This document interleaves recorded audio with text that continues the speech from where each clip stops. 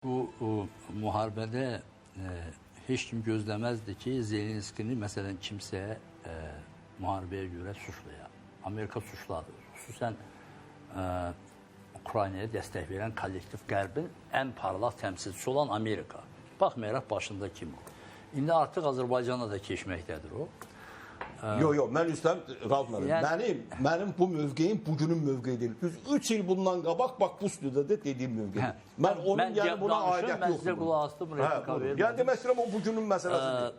Yəni mən əvvəla xoşdur ki, biz oturub burada Rusiyanın iki Slavyan ölkənin bir-birindən müharibəsini müzakirə edirik və fikirlərimiz orada açalanır, ziddiyyətlərimiz orada yaranır. Yaxşı ki, yenə də deyirəm, yaxşı ki, biz dünyanın indiki vaxtına qədər öz problemlərimizi həll edirik.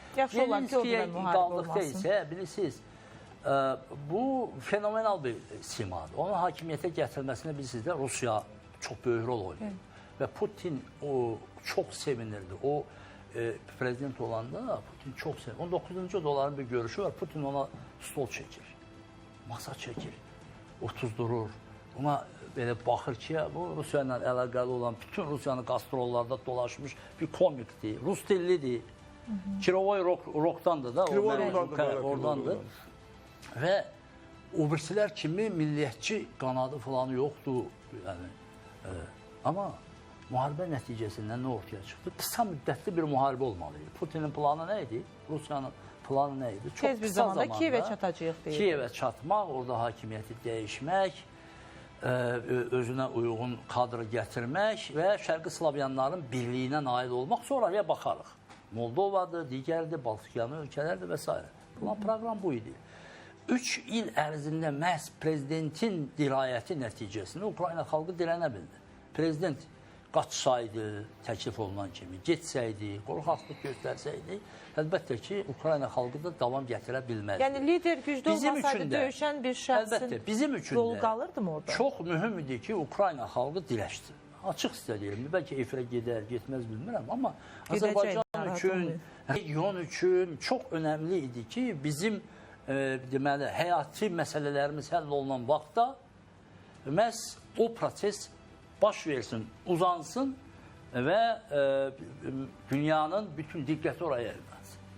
Bütün beynəlxalq təşkilatların diqqəti oraya yönəlsin. Məhz o böhranın yaratdığı fürsətlərdən biz maksimum faydalanmalıyıq. Zelenskinin səhvləri var mı? Əlbəttə çoxdur. Yayına bilərdi müharibədə. Mən hesab edirəm ki, yox. Yayına bilməzdi. O mümkün deyildi. Müharibə olmalıydı.